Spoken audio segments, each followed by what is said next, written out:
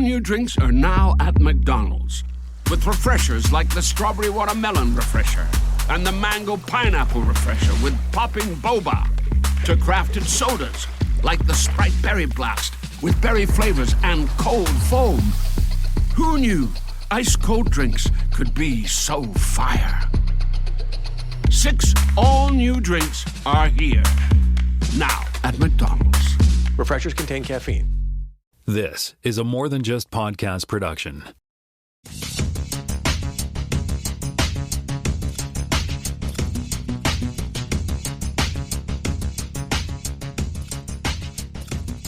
Welcome to Spockcast, Season 10, Episode 3.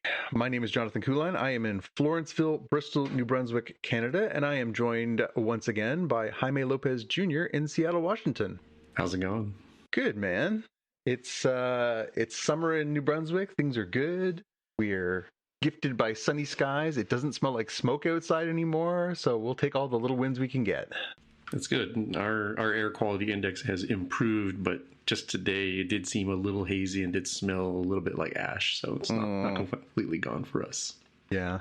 Well, here's hoping everybody gets ash-free soon, because it's been a long, hot summer. All right, well, let's jump into our fact check. Last week we were talking about the different shifts on the ship, and our beloved editor has flagged for us that our heroes are Alpha Shift. We always you forget Alpha, Beta, Delta. There's just 3? Yeah, I guess there's 3. 8-hour shifts on a starship. Do they skip Gamma on that one? Because it would be Alpha, Beta, Gamma, Delta for the Greek letters. Delta, you're right. Yeah, I don't know. What are they in? See, now we've just opened up a whole kettle of fish. What are they on lower decks again? I thought they were Delta Shift. Were they Delta Shift and they were mad at the Beta Shift? They had a rival group. Yeah. Oh, Lord. Here we go again. All right. Well, we'll see you next week for the fact check here, kid. And on that note, we're ready for some headlines. And Jaime's going to kick us off. Yeah, so Recap Scout, recapscout.com, and we'll have the link here in the show notes for those of you transporting it home, has a listing here of your dedicated recap podcasts. So Star Trek Strange New Worlds, you can look right there. You can see this very show, Spockcast, A Strange New World and Lower Decks podcasts, right there in that list, among some other pretty fancy pants ones. So it's nice. We made a list. Yeah, and not a list where like they're gonna arrest us or keep an eye on us for nefarious means.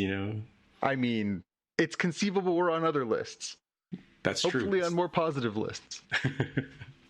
Well, that's cool news. I think we've been, believe it or not, fans, we've been here for 9 years. Next year will be our 10th anniversary, and coincidentally, there's no more Star Trek planned after next year. So I'm not sure what the universe is trying to tell us, but we've been happy to be the source for some people for their Star Trek nerdy needs for the last 9 years, and I guess that qualifies us for some lists.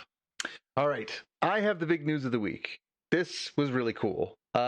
Story from Entertainment Weekly that broke this week. It has now gone everywhere that Marvel Comics in January will start publishing a 5-issue limited series, which is a crossover between Star Wars and Marvel. Holy moly. Somewhere there's a little boy who just wished upon a star that what if one day all my favorite Marvel characters would team up with all my favorite Star Wars characters like they did when I was playing in the backyard. And here we are finally. Yeah, this is pretty cool. And when I saw the link in the show notes before I opened it up and saw the visuals, I was like, wait a minute, didn't this already happen? I was thinking of Star Trek X-Men. Yep. So multiple things crossing over here in terms of properties. Yeah, we've had some ones in the past. We did have a Star Trek Green Lantern series as well.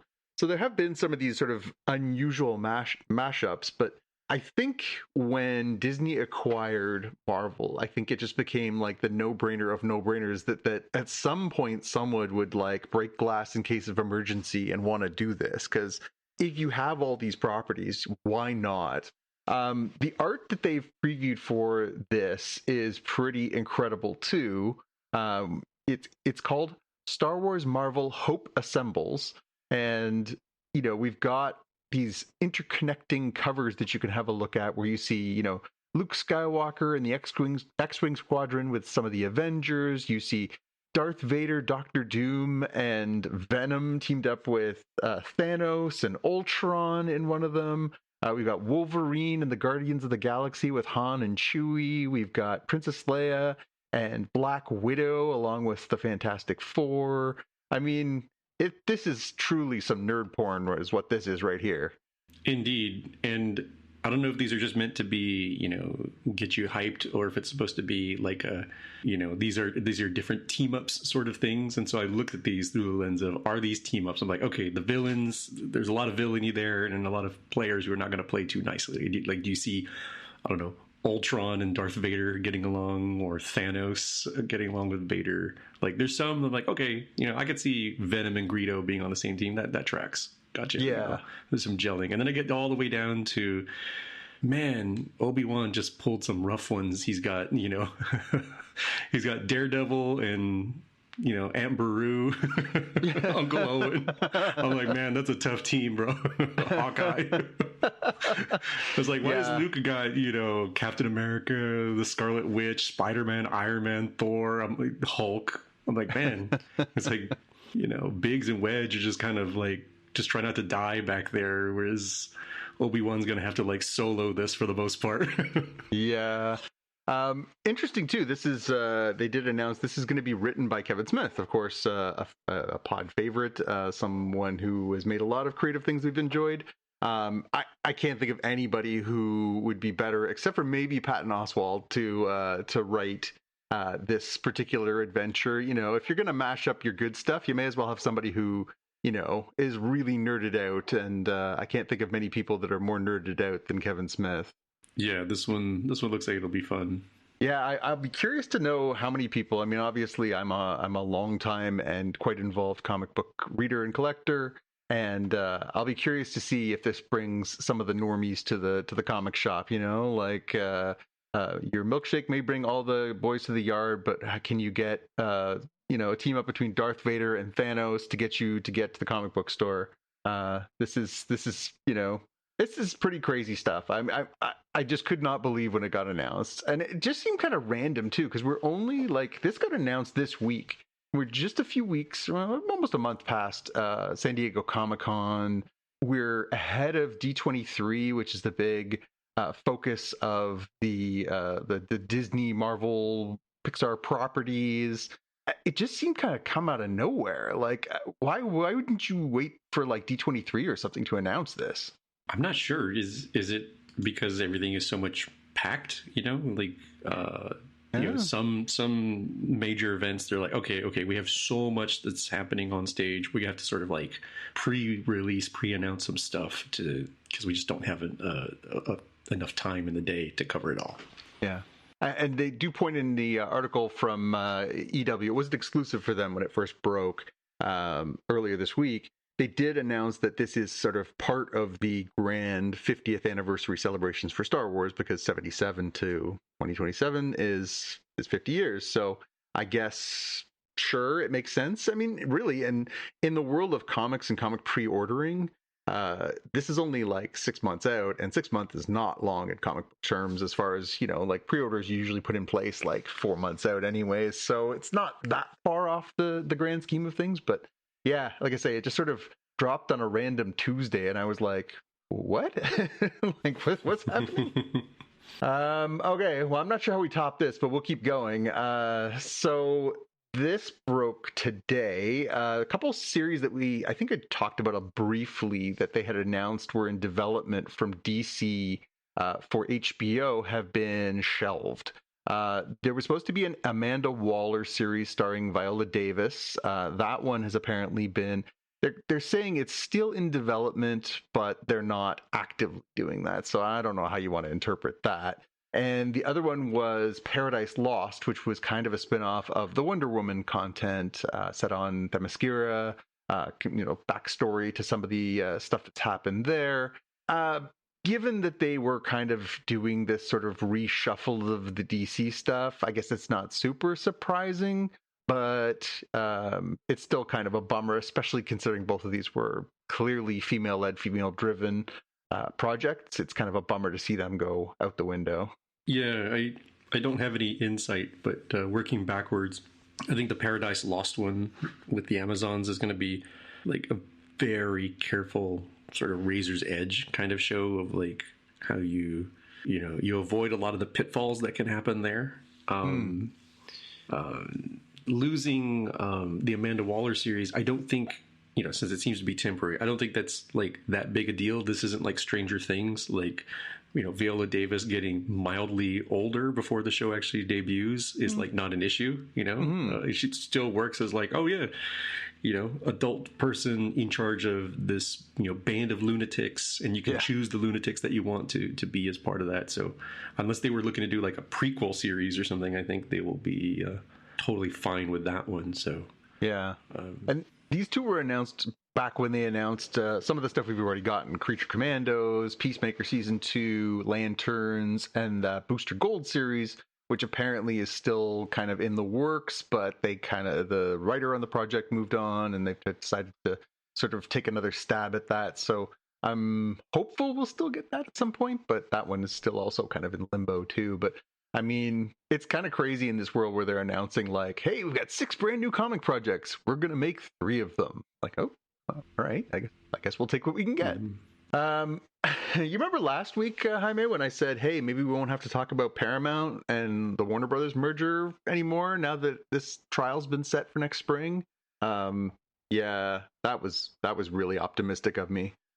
Yeah, story came from Variety this week, and it's been all over the mainstream news that the owner of Paramount, quote-unquote owner of Paramount, who is David Ellison, son of Larry, owner of Oracle, has said that if he can't have an agreement or a settlement negotiated by October 1st, which is when he's going to start paying a $7 million a day penalty on this merger not going through in time, he says he is willing to pull Paramount and all of its production and all its headquarters and everything out of California. Of course, Paramount has been in California since inception. It is one of the sort of stalwart film studios, and it would be a massive upheaval to remove all the people and all the assets and everything else. He said they will sell off the lot, the historic lot, of course, that they filmed so many historic shows on over the years. They estimate the property is worth about $4 billion on its own. This is obviously, a bargaining point, a negotiation tactic, but man, these billionaires and their egos and their fragile egos, geez, this is really something. So this is where my strategy in these situations where you have Godzilla who can stomp around and destroy your metropolitan area is you want to have King Kong and Mothra and Rodan sort of keeping them busy so they can't focus their attention on you. So along those same lines, if I was, the governor of the great state of California, I would be like elbows deep in talks with Apple, a California company, of like, hey, if this dude's going to sell off all his stuff, what if I can give you some great, tax breaks to buy his stuff on the cheap, for pennies on the dollar? And same thing with Netflix, another California company. Hey, same thing. You have studios. Amazon, not really a California company, but say, hey, you're on the West Coast. What if we made it super cheap and easy for you to get this historic Paramount lot? And just say, like, that's cool, man. Leave. Let's see what happens. Let's see when I do things to prevent you from being able to make as much money as you could. Yeah. This is a kind of a lose-lose scenario, but it's like, I don't have to win, you just have to lose. Is that the quote from Ant-Man, Quantumania? Yeah, mental notes. Send this podcast afterwards to Rob Bonta, the Attorney General of California, to see if he gets good inspired ideas from Jaime. Yeah, you're right. I mean, it's amazing how these people think that, because they're so used to bullying their way with money, like they can just destroy any sense of logic or decorum or anything else by just bulldozing it with fat stacks of cash. It is nice to see them run into an impediment now and then. And I think the idea of trying to sort of undermine this kind of nonsense is a good one. But yeah, I just I really hope that there is some way to sort of get through this and get to the other side. And honestly, I mean, I think we talked about on the show, I hope what happens is they don't merge these studios, because I think that the consumer market is better without them. But if they do, I hope that they figure out a way to do it to minimize some of the damage that's going to be done, because this is just silliness is what this is. For sure. All right, what else you got for us? So this story here is from iPhoneincanada.ca. And the title is literally Apple TV adds free popular movies to Canadian streaming library. And that is true.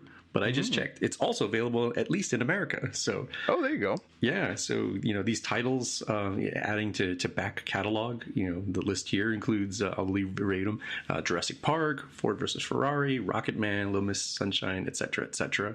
I don't know what the strategy is here, other than when you have a streaming service, you kind of need to have more than just your originals. We talked very, very early on about, like, was it $4.99 a month at the time, of like, okay, Apple pretty much only has The Morning Show and maybe the oh my gosh, what's the space one? I'm drawing a blank.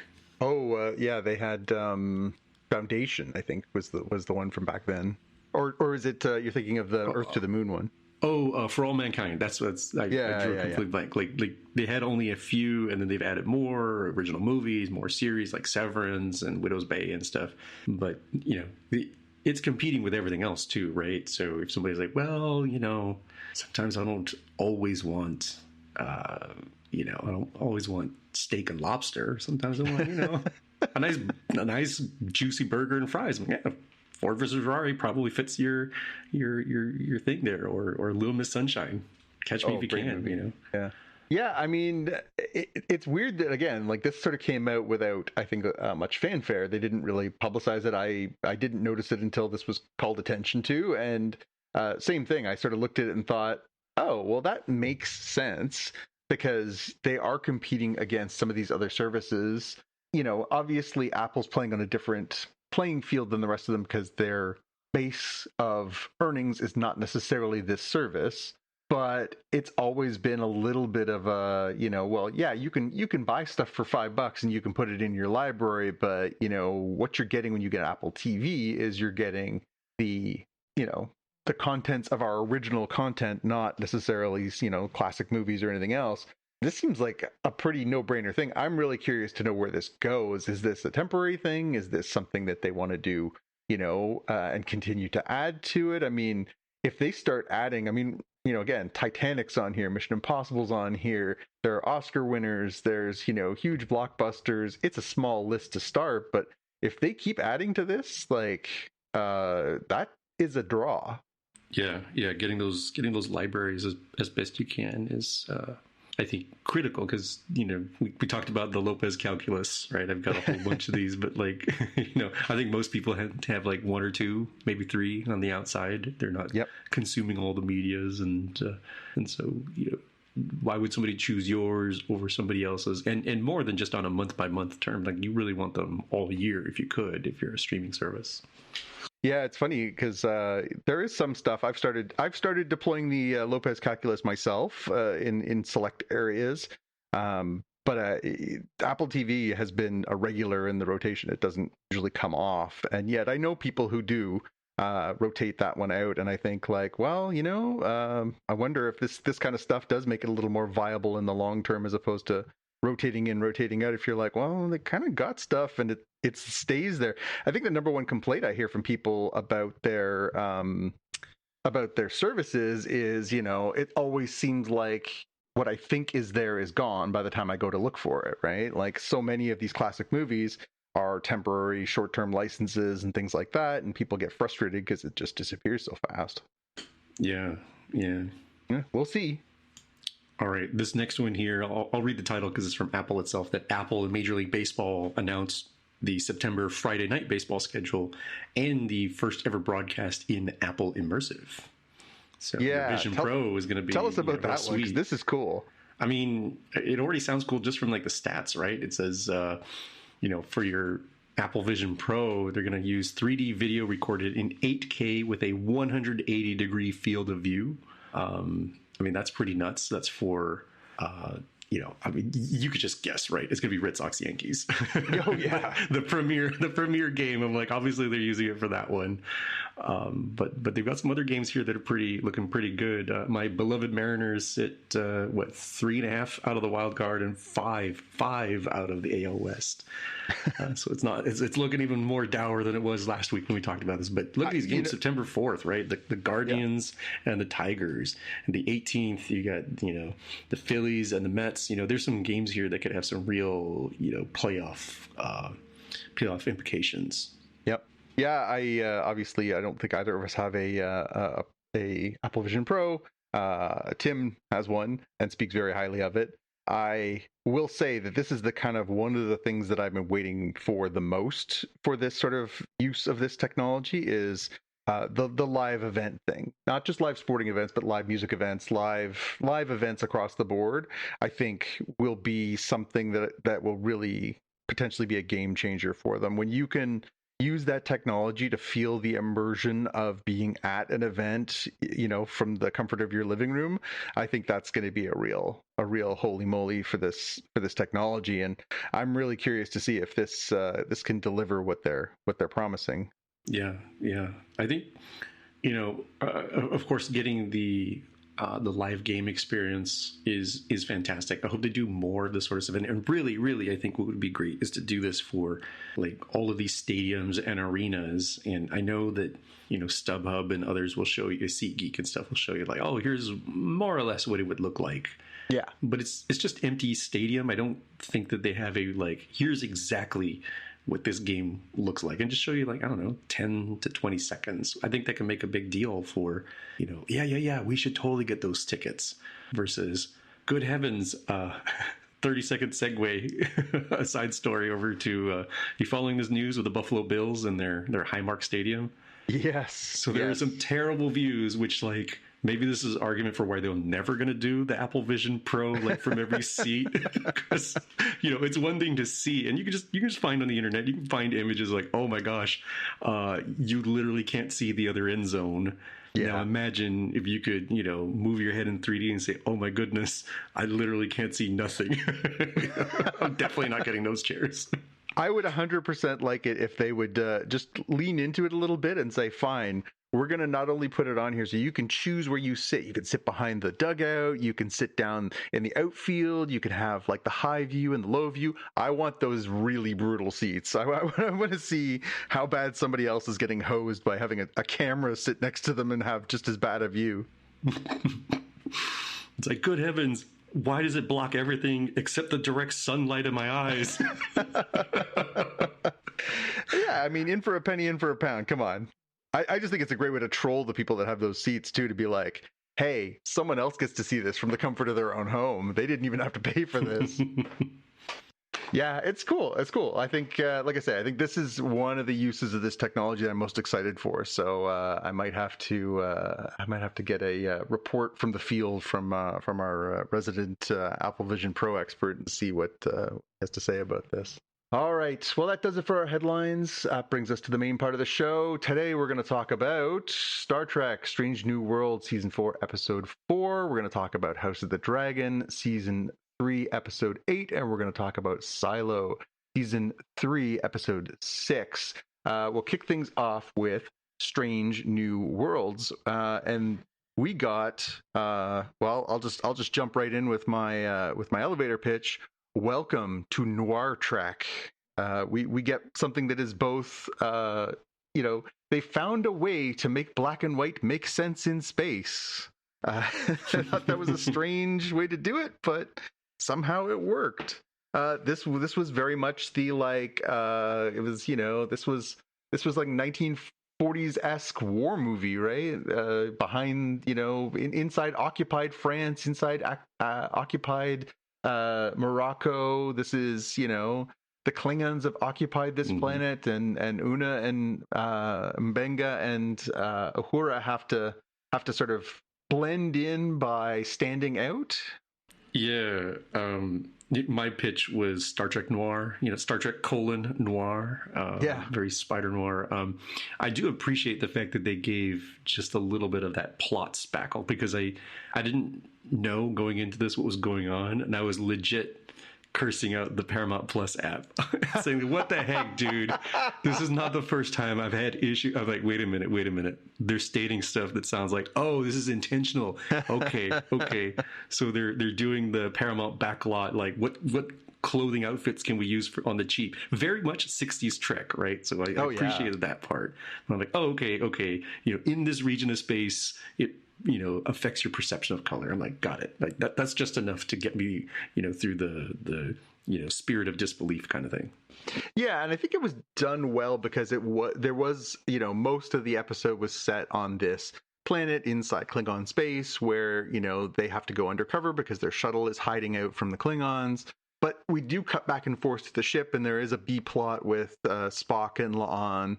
And when they're on the ship, it's still the same circumstance. So it's not like it kind of jumps back and forth between color and black and white. They do kind of keep that consistent. I think it would have been really jarring if we cut back to the ship and it was like, and everything is bright and shiny. And I think that would have been really distracting. So I think this was the right call to make it part of the whole episode.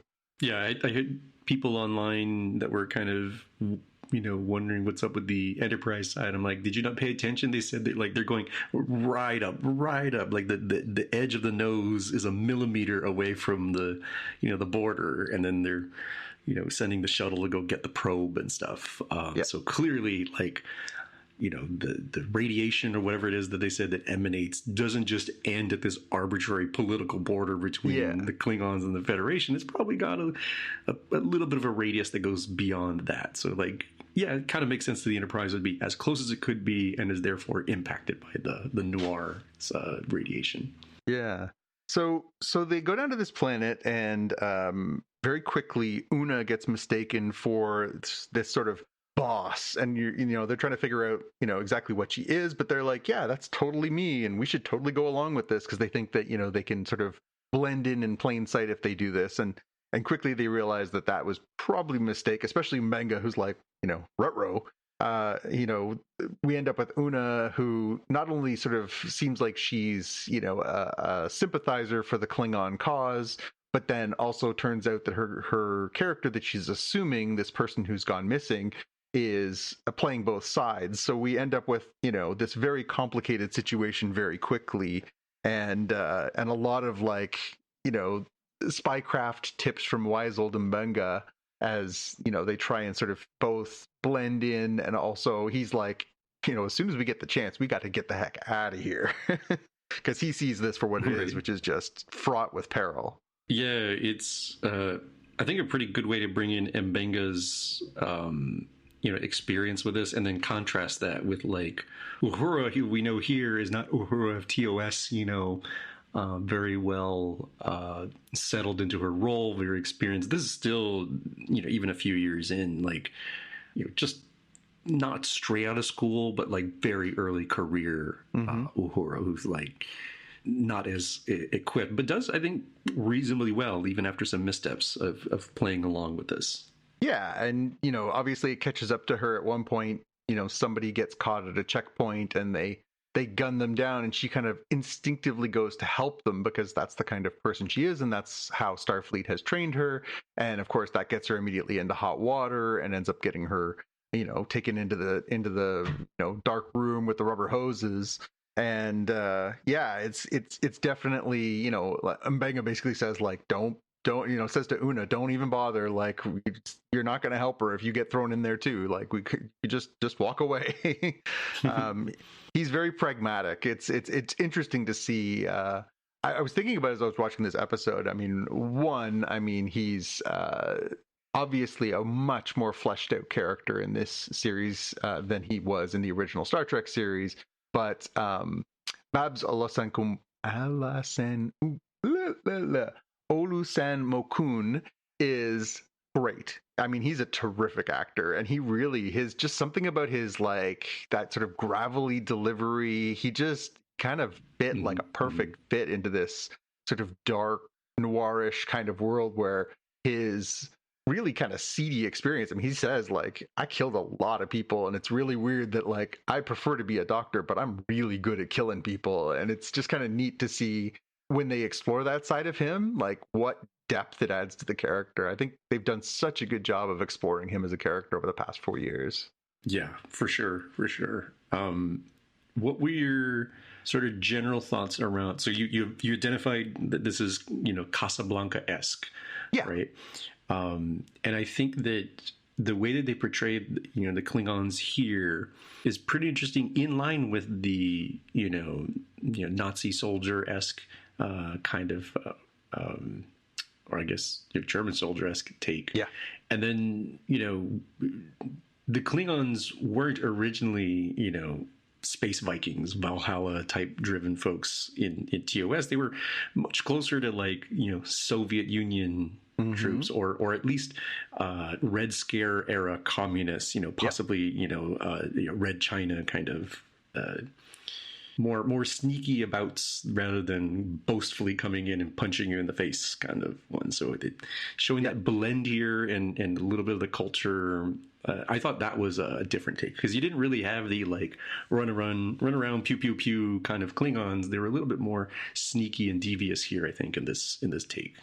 Yeah, and one thing that they, I think, really kind of clasped onto starting in the next generation and moving forward is they made them much more gregarious, just really loud and boisterous, drinking, fighting, yelling, just like a very animated species.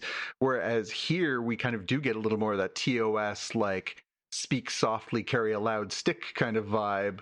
I thought the character that they had here, which is Commander Kor, was really well done. Where he was menacing. Like, it wasn't like he was going to stab you. It was that if he was crossed in any way, if he saw any sign of betrayal or weakness or whatever, he was prepared to just say, okay, kill that person. Okay, disintegrate that body. Okay, get rid of that. Like, he was just ruthless and menacing in a way that. I think the sort of modern Klingons are much more like, they feel like they're like, Dobermans on a leash, as opposed to this one felt like it was, you'd get the knife between the ribs without hearing it coming, as opposed to the more modern take of you'd hear it coming, all right. Yeah. And so we've seen a variety of Klingon culture, right? We saw Takuvma's sort of, hyper cult style of folks. We see the, let's go back to our great roots style that ends up happening to some degree, I think, in the motion picture era of Klingons, and then heavily in the TNG DS9 kind of era of Klingons. So yeah, no, I think you're right. I think this is this does sort of harken back to that era a little more, although we do get the much more sort of ridgy foreheaded take on that. It's not they didn't go with the slightly elongated eyebrow look from the 1960s. It does still feel very, very modern Klingon-y that way.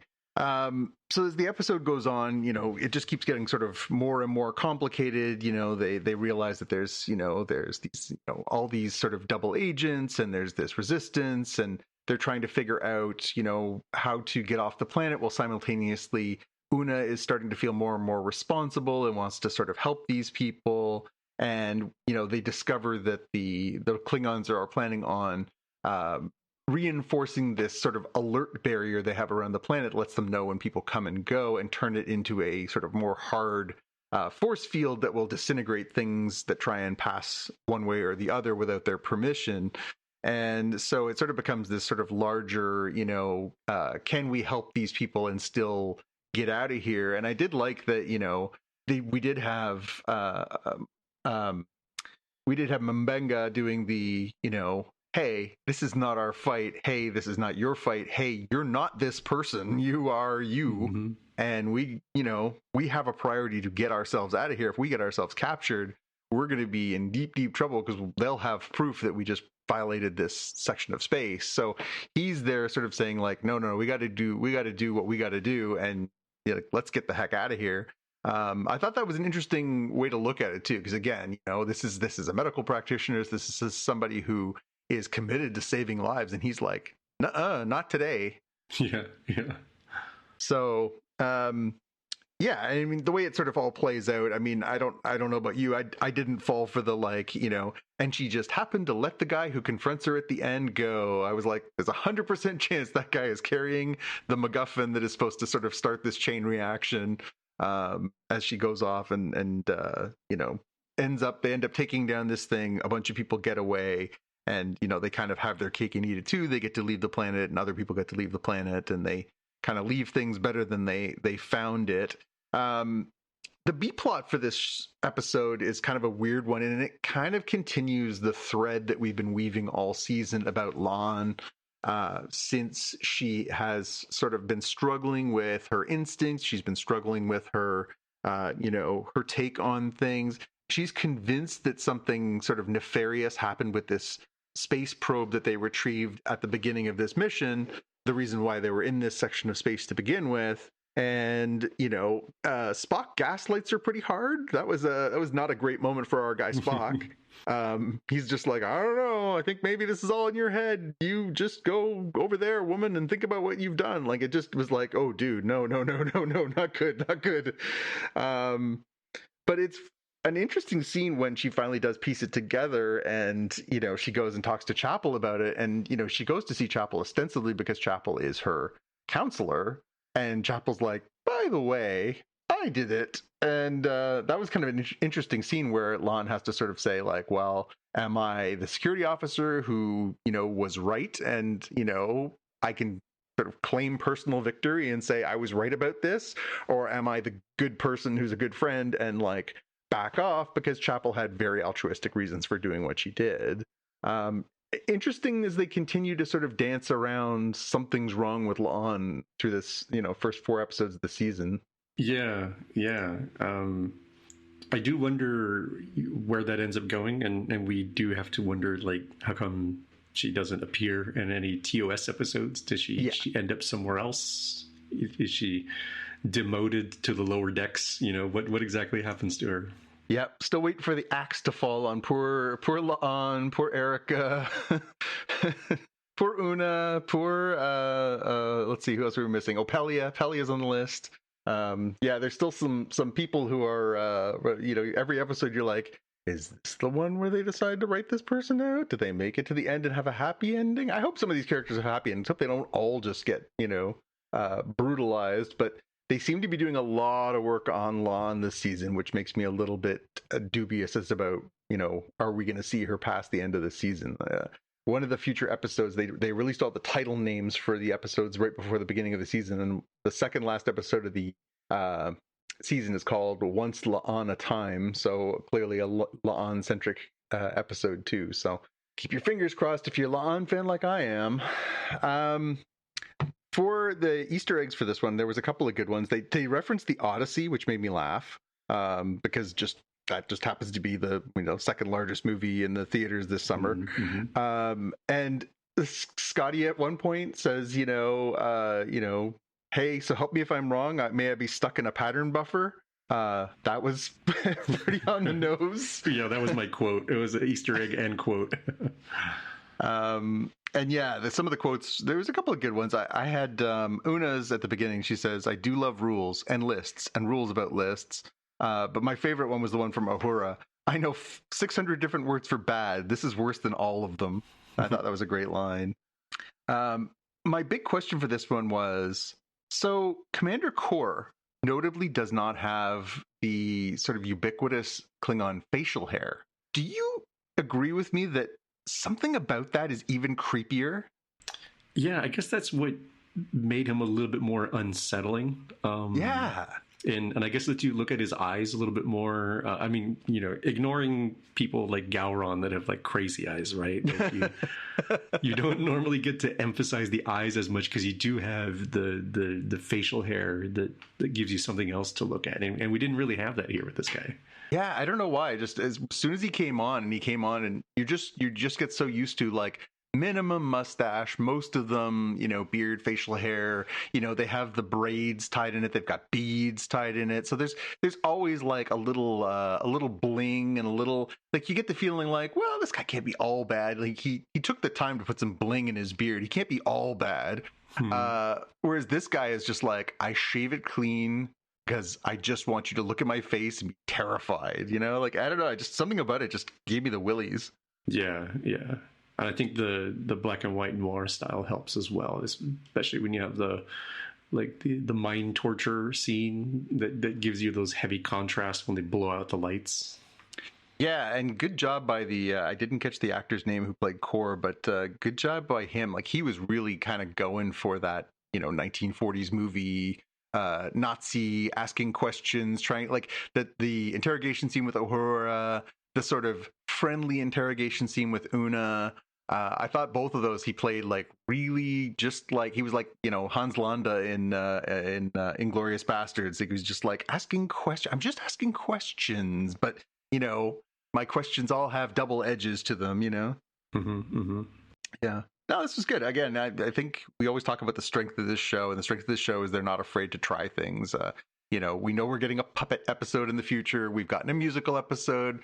We get action, we get comedy, we get horror. We got a horror episode this season. Crime noir would not have been my first thought on how we're going to approach a Star Trek story, particularly one in black and white, but I thought it worked pretty well. It did.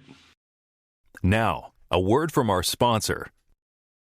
At Cox, your internet and mobile price won't change for 5 years. That's 5 New Year celebrations, 5 Valentine's Days, 5 4th of Julys, 5 Halloweens, 5 Thanksgivings, and 5 summers that go by too fast. Through it all, your price stays the same with our 5-year price lock guarantee. Cox, a step ahead. Requires 2 gig speeds and gig unlimited mobile. Taxes and fees excluded from price lock. Mobile data speeds reduced after 20 gigs. Now, back to the show. All right. Shall we jump over to the season finale of House of the Dragon? Let's do it. All right. So this is season 3, episode 8. The episode title did not immediately come out. It came out the next day, and it is titled The Treasons at Tumbleton. Probably best they didn't announce that beforehand. That would have been a little on the nose, too. So this, we were talking last week about whether they're going to sort of hold their powder or whether they're going to go for it. And boy, they went for it. This episode had a ton of stuff in it. So we were wondering last week if, Aegon returning and along with his dragon Sunfire returning and barbecuing a bunch of the black soldiers, if that was going to be a secret. And if he got everybody, or if this was going to be like widely spread. And I guess the answer is widely spread, because the very first thing we get in this episode is the news to Rhaenyra that Aegon is alive and his dragon's alive. And that kind of sends her into a spiral throughout the course of this episode, which, has a lot of ramifications for both this episode and for the final season now. She freaks out. She does the face hold on Bela, who Bela is confronts her. She fires Massaria and tries to basically have her deported. She tries to get information once again from Helena, and when Helena won't give it, she has her force fed. She kind of goes bananas, and then basically declares, I am now going to the High Sept. I asked the High Septon earlier in the season to bless my ascendants. He wouldn't do it. This time we're not going to give this guy a choice. She and Alan and a bunch of troops march down to the High Sept, and when he once again says, hey, no, I told you the guy's still alive, I can't anoint 2 people, you're not going to be anointed, she has Alan kill the high priest of the Sept, the High Septon, which is pretty hardcore. Yeah, this is the more extreme version of King Henry VIII, splitting off the Anglican Church. Yeah, I want a divorce. It's not allowed in Catholicism, whatever. We got a new thing. It's basically everything the same, except there's a second pope or no pope. I forget the difference in the Anglican Church, but allows kingly divorce was the key part there. And that's kind of what happens here, right? Killing the High Sept, and Rhaenyra tells Alan your blood is older than these guys. They're the religion. You have older gods, and really appealing to the the familial history that, like, don't worry, whatever this dude says, whatever he says, like, those are the new gods, not the old gods from Valeria.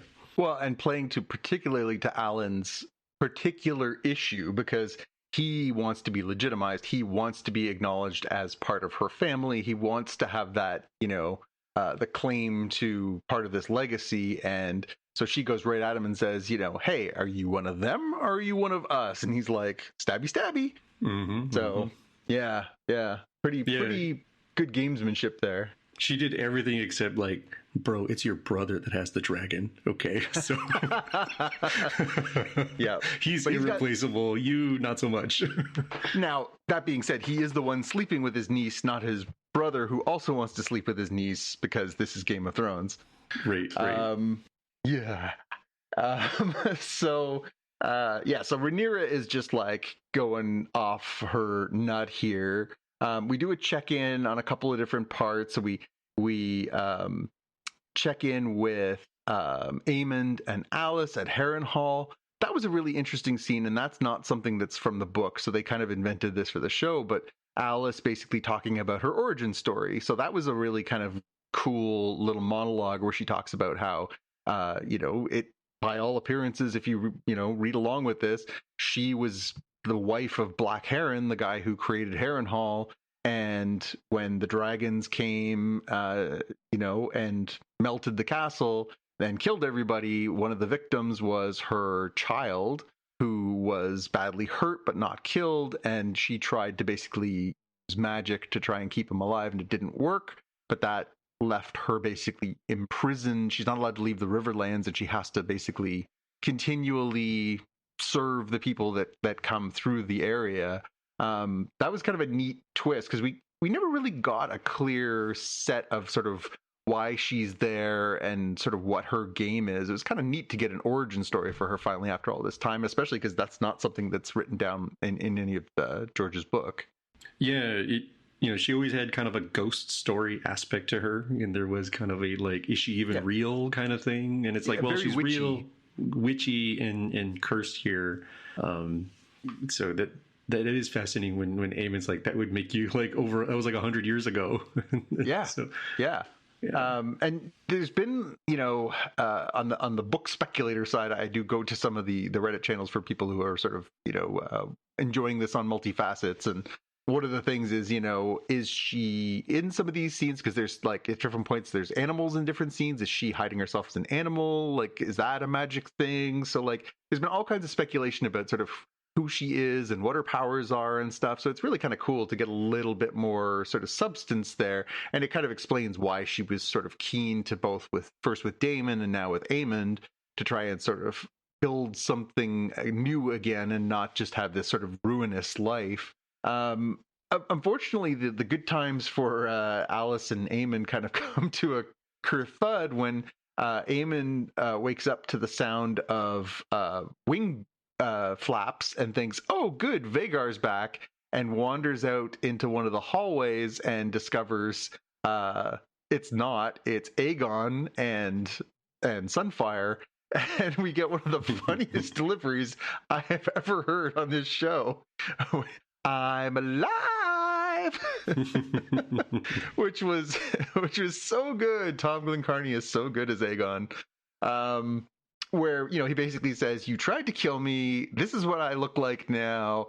Our, idiot half-sister has taken over the King's Landing and things aren't going well. You are a, attempted kinslayer. And if you want to make amends, guess what? Season 4, you and I are teaming up and we're going to try and do something about this. So that was a cool, scene to have these two brothers reunited and for Aegon to have the upper hand for maybe the first time ever. Yeah, he was, always in line for the throne compared to Aemon, but it was always less capable. Like, he was physically smaller, didn't have the stature, he didn't have the coolness of, losing the eye and having the cool eye patch. He didn't have the big dragon. He didn't, and I guess as part of why he didn't have the big dragons, he didn't speak Valyrian all that well. Yep. Like, he just seemed like bro, if you hadn't been born first, like, they would have just left you out there in the woods. Well, And again, we saw some of the worst of that character in the earlier seasons. Playing with himself out the open window, and clearly, molesting staff members, and just he's not a good dude. And again, when Laris earlier in the season sort of says to him at one of his lowest moments, "You might be the worst person I've ever met," he's not wrong. Like, Aegon was not a good dude, and probably still isn't a good dude, but at least he's got a little more found purpose now. Yeah, and he caught Aemond at an interesting point where Aemond has been, smoothed over a little bit and humbled quite a bit, because Aegon came in like ready to fight and found lack of fight in his brother, which I think shocked him quite a bit. Where he kind of had to like say, "All right, man, this didn't go the way I wanted or expected. Shut up, get on my dragon, let's go find your dragon." Like, we still need your dragon to take over the throne. Yeah. Hey, how about we find the biggest, scariest dragon in the entire realm and see if that helps this mission? So then the action from there really shifts, and we get almost the entirety of the rest of the final episode of the season is dedicated to this battle at Tumbleton. And, they've done a good job of really sort of setting up the chess pieces all season. We've got, all these armies converging. We've got all these characters that we've invested in. And they, I think, did a good job this season of making us care about many of the characters. I'm not going to say all the characters, because there's a few that I'm still a little lukewarm on. I'm still not sure we know much or care much about, like Hugh Hammer and a few people that are kind of out there. But we kind of get this, culmination of all this buildup where we get, Ormond, who of course has emerged as this like, ooh, it all smells too bad for me, jerk of a leader for the High Towers, lining the ramparts with children to keep them from using the dragon and bring them closer so they can fire them full of arrows. We get, the Winter Wolves are there. We get the Tullys, which of course from future Game of Thrones, that's Catelyn Stark's people, who have, are following this young leader, and they've all come. And, all of this sort of comes together with, we get Hugh there because, he's there and we know, but not everybody else knows that his wife is there. We get Ulf, who switched sides, but again, only a handful of people know that.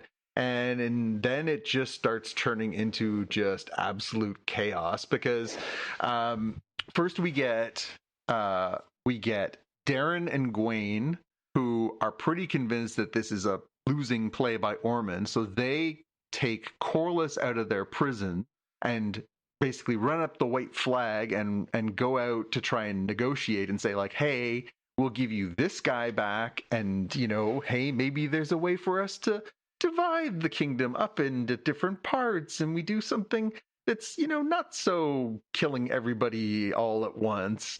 And then this story hits the inevitable brick wall that every one of these seasons and fights always ends up with, which is that Daemon is a bloodthirsty maniac and is like, nah, I think I'd rather kill everybody. And so he basically sends Gwaine and Darren packing, and then it basically turns into full-on war. He, gives the order, hey, you guys go around the back. We're going to go this way. I'm taking my dragon this way.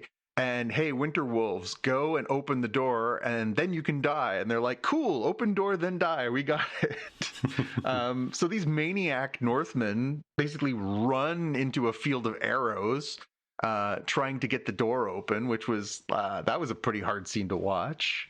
And yeah, we just get this like crazy fight scene where like everybody's fighting. The children are getting, at one point, one of the Winter Wolves like takes a swipe at one of the kids. They're trying to bar the door with the kids and, keep Caraxes from melting them. But, they maybe got out of the way in time. They don't really make that crystal clear either.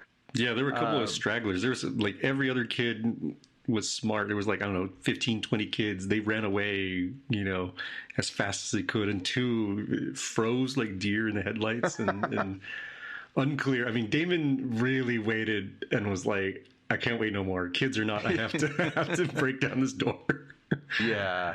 And, I mean, I get it. Obviously, these are the children of the village. These aren't greens. These are like hostages, right? So they're trying to do what they can here, but it's just such a chaotic scene. And then, of course, while this is all going on, Ormond can't find Ulf because Ulf is the most unreliable person in the entire show.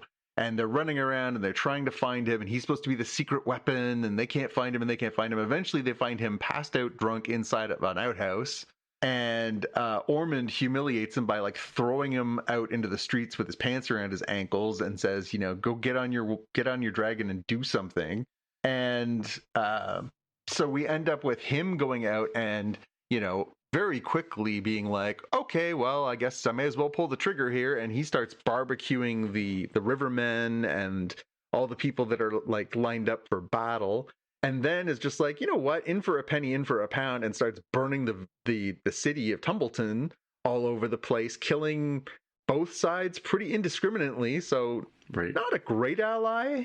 Yeah, I think, he'd been humiliated in the exact same way from both sides, right? Damon, you humiliated him in public, and Ormond the same. And so I think he was like, forget it. I can't rely on anybody, man. Like, none of this stuff is going to work out. Well, and he kind of proclaims himself at some point. He's like, I'm, King Ulf, and I'm the, I'm the one who deserves to be in charge, and blah, blah, blah. He's like talking big stories at the beginning of the episode, too. So eventually it all starts to come to a head. So the Winter Wolves get in, and then we see the leader of the Winter Wolves go after, so that's Roderick, Roddy the Ruin. Roderick goes right after Ormond, and the two of them have a big fight, and it's pretty grim. At one point, Roderick gets his arm chopped off, but that's not enough to stop him, because he's just absolutely bloodlusted up, and so he ends up skewering Ormond like a kebab, and then that happens to be right around when somehow from like 500 feet up and like 200 meters away, Ulf can recognize them on the ramparts, and then sort of slides down and scorches them both to death. I thought, I admire that somebody could have that good of eyesight. I don't know about you, but I can't spot an individual enemy in the middle of a massive siege doing that. But we'll give them the benefit of the doubt. I think it was a different era where you either had good eyesight or you didn't do well, hunting and other things like, people like me who wear contacts or glasses, like it's a disability for a reason. Yeah. I don't think about it now because it's very easy to rectify and even make fashionable, but like it would be a problem if I like couldn't shoot a rabbit from 50 yards away, Yeah, that would be Darwinism in action, I think is what that's called. So Damon gets inside as well. He gets into a big fight with John Roxton, who's the sort of second in command to Ormond that we've seen, the big sort of burly guy with the bowl cut that's been in a bunch of episodes. Speaking of characters that didn't really get a lot of anything, like, I don't know anything about that guy other than his name. And the only reason I know his name is because I've read the book. Like, it's just not, I didn't think that was well done. Like, it's great to see Damon have somebody who's, theoretically is equal. At one point, Roxton looks like he's got the upper hand. But it's hard to care about. I mean, you care about Damon because you care about Damon, even though he's a terrible person. But at the same time, it's not like there was a lot of consequence there because you're just like, well, that's just some guy. So I found that a little bit lacking. Yeah, it didn't have the personal stakes. It had more of the, oh no, James Bond ran into like Jaws, Yeah, who's like, you can't physically so. overpower. So thankfully they didn't like take out John, but they just, had the collapsing tunnel or alleyway, I guess it was, that separated them two. Yeah, and that's all part of Ulf's, continued burning of Tumbleton. And, at a certain point, the entire city is just on fire. It, just dead and burning and chaos everywhere. Like, this has just gone sideways for everyone involved. And, Damon ends up, getting convinced by Corlys. Corlys is like, hey, you know what? Let's just get the heck out of here because this is not going to be a win no matter how you slice this. And, so they go off. A little unclear. So Hugh in this sort of final bit finally makes his way to where his wife is supposed to be and finds her dead. I'm guessing dead.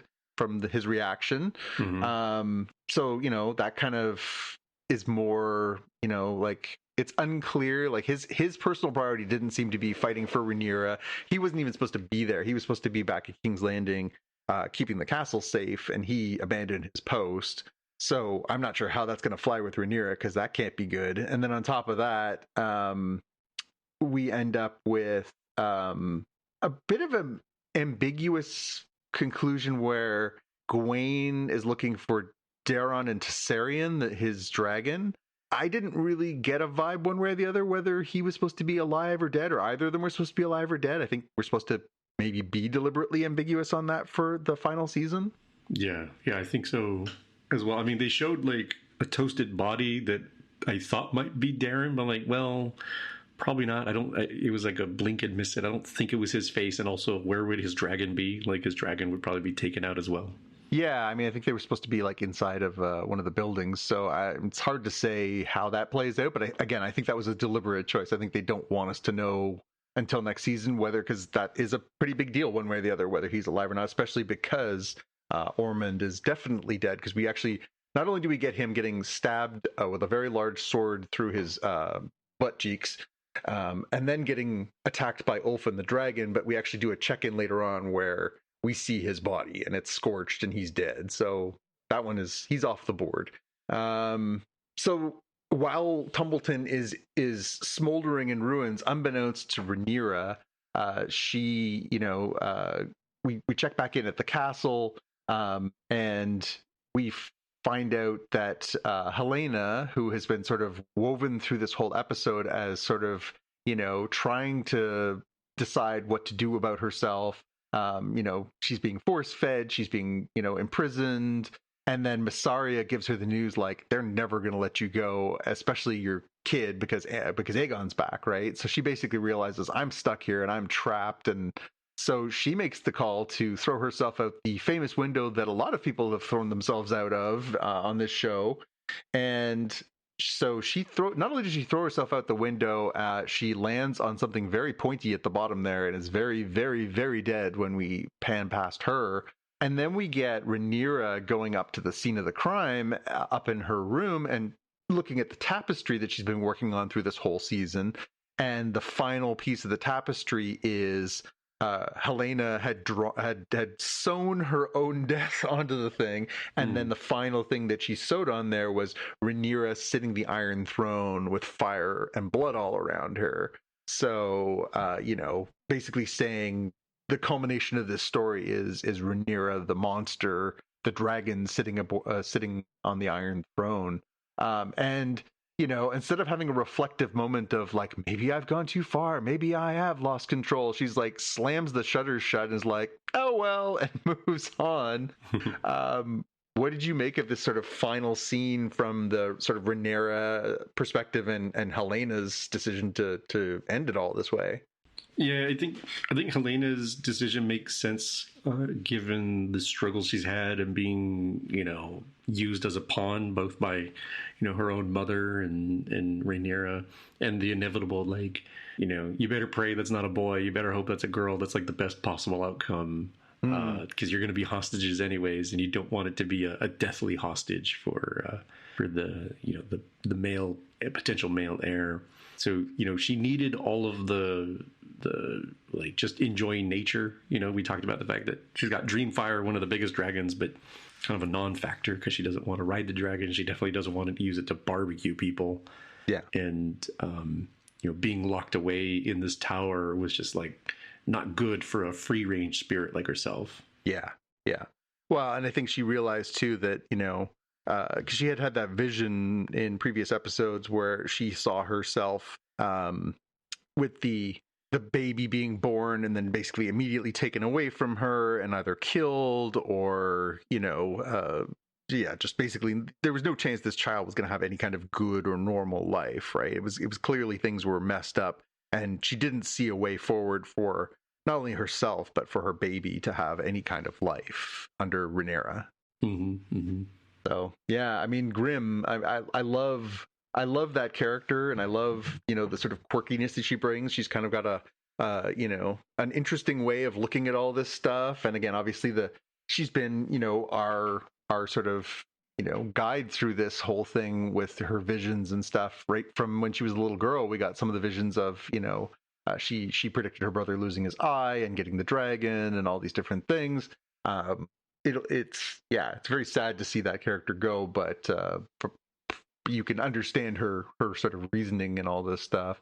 So we're kind of, the episode ended with lots and lots and lots of big and momentous changes. The status quo for season 4, the final season of this show, has kind of been set with, Ulf has betrayed Rhaenyra. Hugh kind of did. He basically abandoned his post and buggered off. We get the two brothers, the king and the prince, reunited and now, looking to make their mark again. Ormond, who had been the sort of thorn in Rhaenyra's side, is dead after this, and unfortunately, so are a great deal of her army because they got barbecued by Ulf's betrayal. We get, a Daemon who is, very humbled by this whole sort of experience that he's just gone through. And, we're kind of set up for a bit more of an end game from here where, we've taken some players off the board for sure. Yeah, but not as many as I assumed there would be. So, this 8-episode fourth and final season is going to have like multiple banger deaths per episode, I think. Yeah, I mean, I guess it depends on, I have the benefit of having read the book this is based on, so I kind of know who makes it and who doesn't in all this. But you're right. Like, I think it's going to be interesting, and I think that's one of the things that the book nerds like me are kind of fixated on now is, okay, so there's 8 episodes. What episodes do things happen? Like, how long does the character X make it? How long till they do this part of the story where there's this huge culminating moment and stuff like that? Like, there's definitely some real holy moly moments still to come in this series. And, the last season is sure to break a bunch of hearts because, there is, it is a tragedy, this whole thing. And we still have, some of the really major players on the board. We have Daemon and Rhaenyra. We have Alicent. We have Corlys. We have Larys, we have Vissaria, we have Aegon, we have Aemond. Like, there is still a lot of sort of A-list, top of the table kind of people that are kind of vying for their thing. And then we get these wild cards like Ulf and Hugh and Alice and all these other sort of other parts of the story too. So yeah, I think they did a good job of tidying things up a little bit, but leaving a lot of good stuff to come so that you're pretty psyched up. Now, unfortunately, it means we're probably gonna have to wait until 2028 before we get the next season to this, but c'est la vie. That's what you get when you get dragons fighting on TV. Yeah. So do you, given what you know, do you think that it is possible to land this in an elegant way, or is this going to be hold my beer after hold my beer moment for each episode? It depends on how far they want to go. So the thing about the way this is told is, so this isn't based on a novel, and it's not based on a short story. So the Game of Thrones series was mostly based on the novels, and the Knight of the Seven Kingdoms is based on the short stories. This is based on a history book that George wrote about his own world. And so it's been really fun as somebody who's read it because they're filling in a lot more detail around, like, in some of these things, it literally says, there was a big battle, this happened and this happened, but the how and the details are not there. So the nuance is really cool to watch come to life, especially because it's visual, so it's really cool. But the story doesn't end necessarily with, and then, there was only one person left to rule the Targaryens going forward. It just keeps going. History just keeps going. It's a history textbook, and it doesn't end with the Dance of the Dragons. It continues. So the real wild card for a lot of people who have read the book is, where do they cut it off? Like, you could continue this story, and if they wanted to, they could keep telling the story for years and years and just tell you the next part and the next part and the next part. What they need to get through, obviously, is the ultimate fate of a lot of the characters we've invested in. So we want to know what happens to Daemon and Rhaenyra and Alicent and, Corlys and all the people we just listed, right? We kind of want to know what happens with the big players. Mm-hmm. If they end where it kind of makes sense, and they don't take some of the side quests that the history does. There are a few stories that, you know, they have cut out. There's a few pretty famous and important battles that they've cut out so far, which makes sense. You can't have it all. If they cut out some of the side quest stuff and kind of focus on those main characters in the last season, yeah, I think they can land this pretty satisfactorily.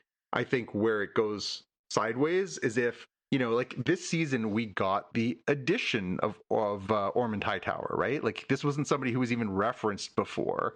And, you know, we knew that Rhaenyra had another kid that was being raised by the Hightowers. So that probably had to come back around. But, you know, we spent 6 out of these 8 episodes this season basically building up a new bad guy who was really ticking Rhaenyra off, had conquered this town, was being, you know, planting all this seditious stuff in King's Landing. But they basically built him up over 6 episodes to kill him. What's important is that they don't keep doing that. They can't keep introducing new characters. And there are some other important characters that do pop up in the stories. I think like they did with the Nettles character. We talked about that, I think, in previous episode, where they kind of merged her story with the story for not Baelor, the other one, Rhaena. They merged Rhaena Targaryen's story with her. I think that they'll probably end up doing a few of those, kind of like, well, maybe we'll tell part of that story, but we don't need to get into like a brand new character. We'll just kind of make that part of someone else's story or something like that. I think then they'll be fine. They just can't add too many new characters. And especially because, like, at this point, like, how did you feel about, I'm really curious, how did you feel about Ormond Hightower? You know, again, knowing that, like, I knew all along what his ultimate fate was. I know he died at this battle. It's chronicled. And I thought, you know, 6 episodes, and I thought James Norton, who played the character, I thought did a really good job of making him very dislikable. But it's not a long time, all things being equal, to sort of feel invested. I mean, they built up Kristen Cole from, like, you know, early on in the series to finally have him meet his fate this season. To sort of have somebody sort of be the big bad, but only for 6 episodes, pretty short. Yeah, I think he worked pretty well. I think it goes a lot towards how sort of enjoyable the actor made the role. You know, so he, you know, burns really brightly as a candle and burns out really fast. I think I'm okay with that because there's not going to be, like, you know, seasons long, you know, in show decades long battles. You kind of have that already between, you know, Alicent and Rhaenyra and you know, their friendship, you know, enemyship thing going on. So you don't necessarily need the equivalent to Daemon. You don't necessarily need an equivalent to, like, what Corlys is doing. You just have some people who are like, hey, they were here, they filled a role, they did it really well and brilliantly, and things didn't work out for them in the history. Yeah. No, I think it's going to shape up to be pretty good. You know, without getting too far into spoilers, yes, there are still some pretty important characters' fates to see as this, you know, chapter, the Dance of the Dragons, does play out. So how they pace those things out, how they have those moments really matter, and they don't, you know, collide with one another, because, as you say, somebody has to hold a beer while they do that. Is going to be really tricky. But I think they've done a pretty decent job of not sort of rushing through this. I mean, 4 seasons, obviously we got, you know, double that for Game of Thrones. Considering what they're working with as far as sort of a rougher text, and because they have decided to sort of amalgamate characters and sort of ignore some characters that were in the story, I think they can do it. I have no reason to think that they can't land this plane. Wait till 2028, kids. Jaime will be there to tell me I have to eat my words, but I think they can do it. I mean, and also, don't forget the most important thing, which is this crew and this production team has the lessons of Game of Thrones to work with. They know how to give the people what they want, because they didn't do that in the other one and people got mad. Yeah, I mean, they also have an ending too, right? That's like definitive, not like, here's my cliff notes about how it maybe sort of could probably, if I don't change my mind, for a couple decades. And it's like, nope, it definitively ends. And, you know, like you said, they've had to amalgamate some characters. And if we were talking about like, well, did Orman get enough? Like, imagine if they had more of these characters that were just split off. Like, wait a minute, who's that? Yeah. You'd have people around for like 15 minutes tops who would make sense in the books, but wouldn't make sense, dramatically for the show.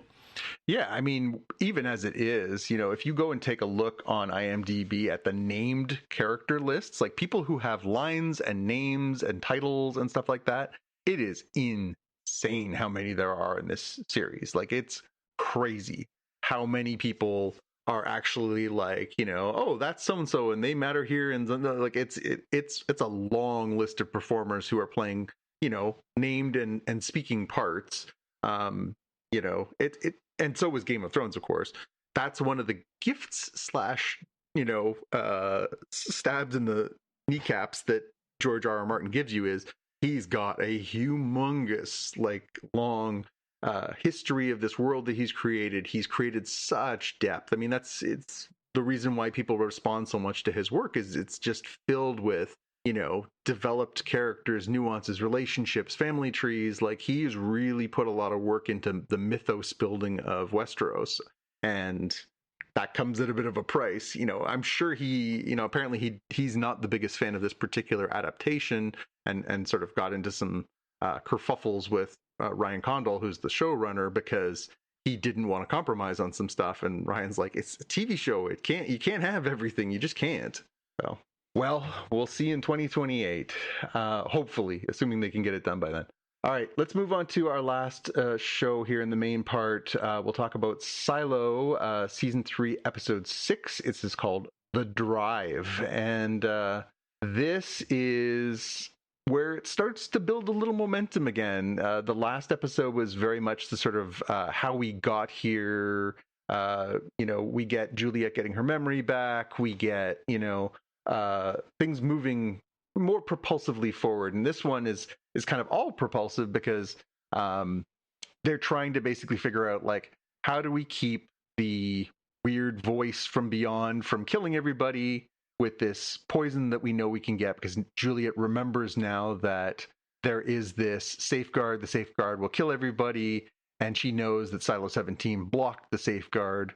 And then we also get her trying to do the, can we send someone over to save these kids / figure out what they did so we can do it over here. And then simultaneous to that, we get the sort of story in the past where we get Helen and Daniel stuck in this car, and we finally get a little bit more of a breakthrough moment for the two of them, where we learn a little bit more about who Helen is and how she got to where she is. And Daniel starts to sort of catch some harder feelings for her a little bit, as she not only is carrying his Pez dispenser around, but is also clearly a better person than may have suspected based on some of the stuff that he'd learned. What were your takeaways from this episode?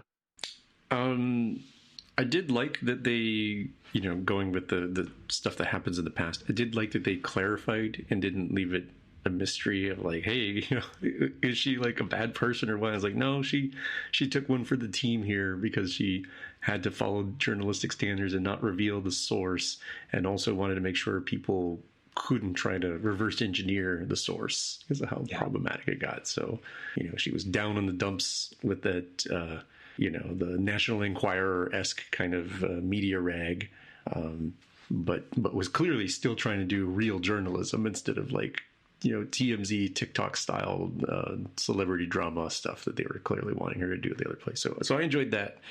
I do really wish that they would condense these, or not condense. I wish they would just smush those scenes together, because it does feel like an interminably long road trip, with the self-driving car taking them to where they need to go. I don't know that the drama works quite as well being interspersed with the Silo, but I'm okay with that. Overall.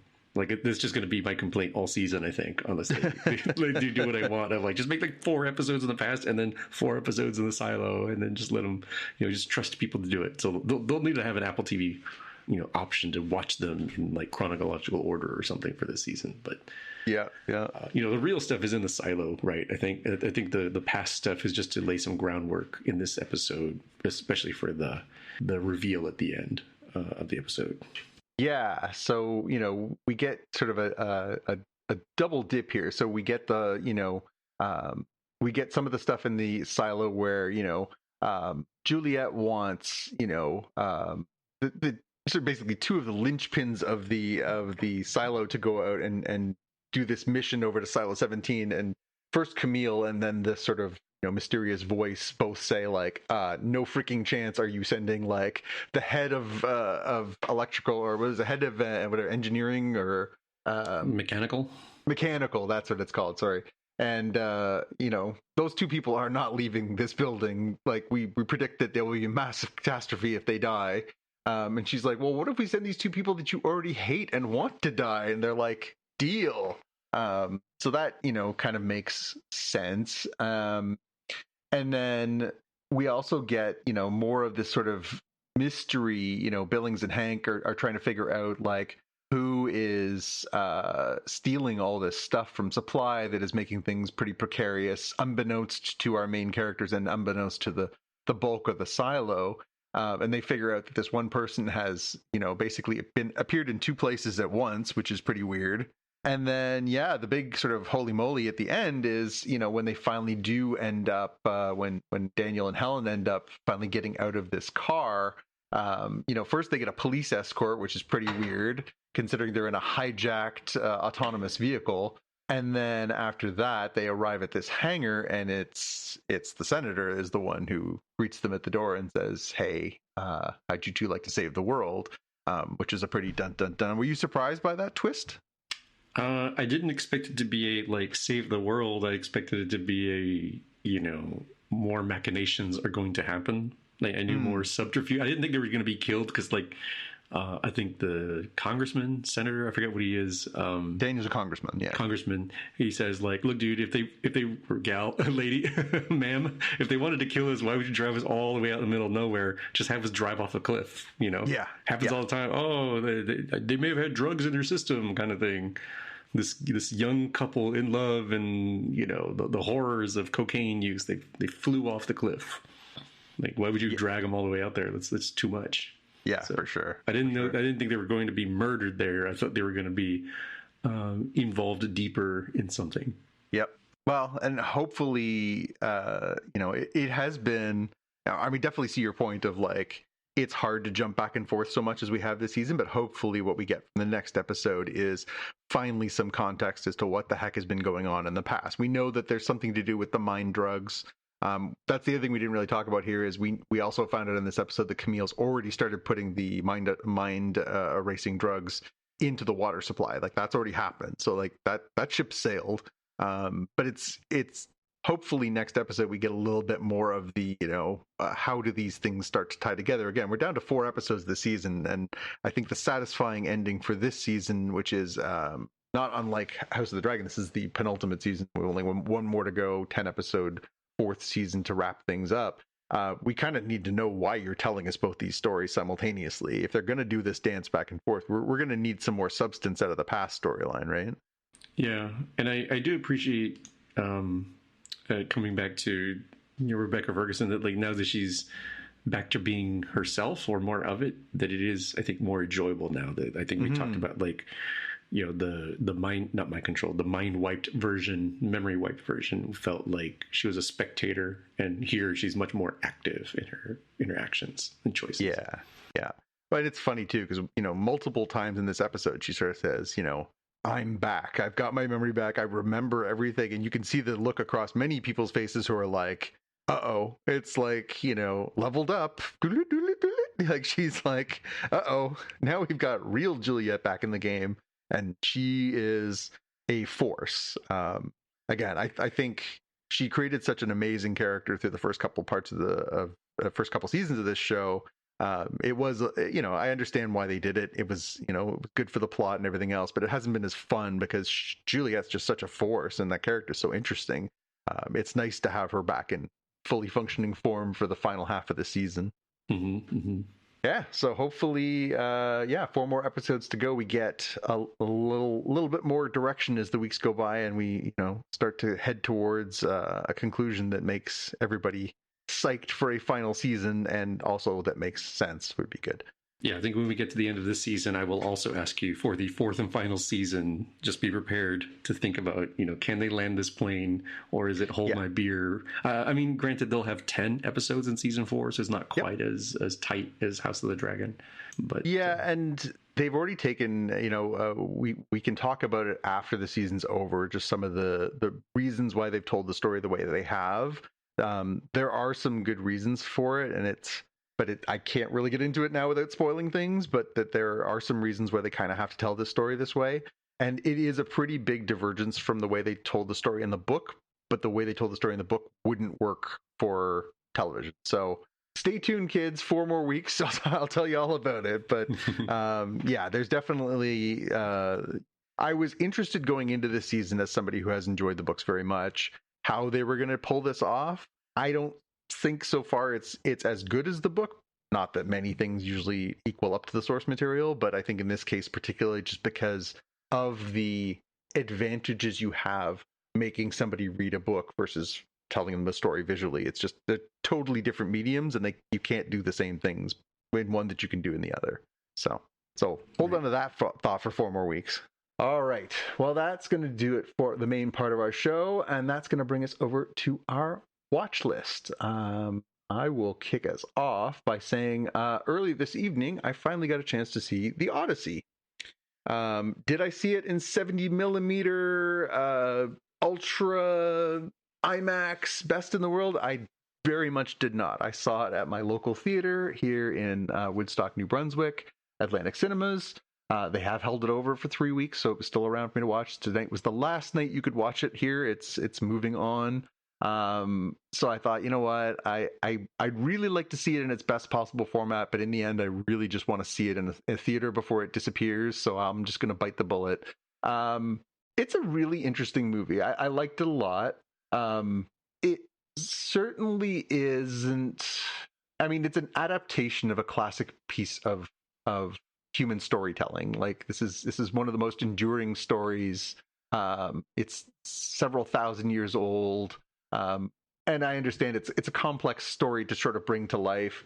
It's pretty amazing. The visuals, like even in the format that I saw it, which was digitally projected on a regular size screen, it still looks pretty amazing. I know there was a lot of discussion on our Slack channel about the pluses and minuses, and your mileage may vary if you see it in different formats and everything else. And obviously, it's great to see things in the best possible format. I like that. It's great to see things in formats that are aligned with the vision of the filmmaker. So if you can see things the way that they want them to be seen, sure, you should. But given the limitations put on by this particular filmmaker, by saying, hey, you can, if you want the optimal experience, you have to see this. Like, yeah, okay, but if I don't live in one of the small number of places that's going on, I guess you're up the creek. So you got to make do with what you got. And as it was, it's a dynamic movie. The visuals are breathtaking. The performances are wonderful. It's big and epic. It's a story that's kind of got a little of everything. It's got, lots of emotion. It's got lots of action. It's got lots of heart to it. I could see why people are so engaged by it. I imagine that it will probably get nominated for all the things at next year's Oscars. It's easy to see it as a Best Picture, Best Director, Best Screenplay, Best, some of the performances that really stood out. Damon is great. I don't think it's his best performance. I know a lot of people are like, well, this is him gunning for that Best Actor. I think he's certainly worthy of a nomination. I guess it depends who he's against, but I don't know that this is the best performance I've ever seen him give. I don't know that it's hard to say. Tom Holland, who, I'd really only seen as Spider-Man and as Nathan Drake in Uncharted. I've never really seen him do anything very dramatic. Was quite good. I thought Anne Hathaway was really good. I thought John Bernthal was really good. The one that I really hope does get nominated, I thought John Leguizamo was really, really, really good in this. He plays a very sort of complex character, and not the most important character, but kind of has a lot of gravitas, and I thought that was really well realized. But yeah, it's big, it's grand, it's epic. It's definitely a go see in the movie theater kind of movie if you have the chance. And you know, I'm looking forward to seeing it again at home just so I can turn the subtitles on, because there's a lot of scenes that are just unbelievably loud battle scenes, or ship in a storm scenes and stuff like that, and people are talking and you're like, well, some of it. But yeah, it's big, it's huge, it's epic, it's Christopher Nolan filmmaking, it's very grand in its scale and scope, and yeah, I can totally understand why people are goofy over it. Yeah, pretty much all I got for that one. Have you had a chance to see Odyssey yet? I've not. So, do you intend to see it in the theater? I think so. I gotta just find the right opportunity where I'm not traveling in my 5 weeks of travel pain. Otherwise, we'll have to do like we. I don't think it was in the public part of the Slack channel. I think this was private stuff of like, just as Nolan intended, yes. Duct tape an iPad to your baseball cap and experience the IMAX right in front of your face. Yeah. Well, yeah, and Tim had mentioned that obviously he's a big proselytizer for the Apple Vision Pro. He was an early adopter and really enjoys that for the scale that you can get on those. And I will say this is the first time where I'm like, I'll never be able to produce the scope of that at home that is as the filmmaker intended. Maybe the Vision Pro is the best resource for that particular experience, because you can simulate essentially an IMAX screen through your Vision Pro. So maybe this is the case for that kind of thing. But yeah, I think I would like the opportunity at some point. I've been lucky enough to go. My son's favorite filmmaker is Chris Nolan, so we've made an effort to go see some of these movies in 70 millimeter film in the Toronto area. There's a theater that you can watch the best quality. We've seen. We watched Interstellar and Tenet in that format, and it's pretty damn impressive. But this movie particularly, because it is entirely shot in IMAX. I think it would be a really cool experience to see in that way. And I would like to think that at some point I'll do that. I was saying to my wife, last week I went to see Spider-Man. This week I went to see the Odyssey, both times obviously just here in my local community. And that's how so many people are going to watch these movies. I mean, obviously, you're fortunate you live in the Seattle area. You have a lot of options. I used to live in the Toronto area. I had a lot of options for ways you could view things and sort of pick and choose. And a lot of people, reality is that around the world, especially, in some of the flyover places like where I live, you got to make do with what you got. It was still a great experience. I still enjoyed it very much. I'm glad I went and saw it, in that scope and scale. But I'd love the chance to see it in an even better format, but you gotta live with what you got, right? Yeah, that's true. Other thing for my watch list this week, I watched the first 2 episodes of Star Wars: The Ninth Jedi, which is the spin-off from Star Wars Visions that is on Disney Plus. I wasn't sure how I was going to feel about this, because I didn't have like a particularly. I thought the short that they did for that was good, but it didn't knock my socks off. I thought it was fun, but mileage varies. I had a tough time at the start of the first episode, but by the end of it, I was actually kind of enjoying. It's a lot more sort of light and playful take on the Star Wars stuff. It had a very anime kind of feel to it, and the quirky characters, the quick dialogue, the sort of more exaggerated facial expressions. Like it felt like both Star Wars and classic Japanese animation sort of fused. It was unusual though, because it's kind of a hybrid of traditional animation as well as a little bit of computer animation. So it kind of feels a little bit like Futurama, if you can use that as a reference point. Of like, sometimes when the ship takes off or flies, you're like, well, that doesn't seem like the same kind of animation as when they're just standing around the table and making jokes and stuff. It's very much the same way. Like some of the space stuff, you're like, whoa, that's kind of incongruous and a little weird. But I've enjoyed the first couple episodes. I'm not like oh my God, I want to know what happens next. I'm not as into it as I was with something like, the Mall series we had earlier this year, or some of the previous animated properties. But I'll probably try and push my way through and sort of see if it gets a little bit more. I'm not like swept up in the characters. I'm not swept up in the story that they're trying to tell yet. I'm kind of just sort of watching as opposed to like absorbing every little nook and cranny. But if you like those two things, if you like the peanut butter and chocolate mix of anime and your Star Wars, yeah, it's probably going to work for you. Yeah, you're a little bit further ahead than me. I watched the first episode, and I actually was behind on Star Wars Visions season 3, so I watched Visions all the way up until I found the Ninth Jedi. Watched that one, and then I switched over and watched an episode of Star Wars: The Ninth Jedi. And what are your takeaways? One, you don't have to do what I did. Like, I think it adds some backstory, but is fairly one-off. Like, I feel like you could come into this series without having watched the Visions background. Yeah, it's not essential at all. Yeah. I guess you would have mildly more information about the setup, but I think they do a pretty good job of setting it up in the first episode. Yeah, I agree. But yeah, I mean, it honestly, I think the only thing that it suffers from is there's almost too much going on and almost too many characters. Like, I found like I was trying to keep up, and there's sort of a mix of character names that both feel like exaggerated anime names and exaggerated Star Wars names. So you're just trying to be like, who is that again? Who is that again?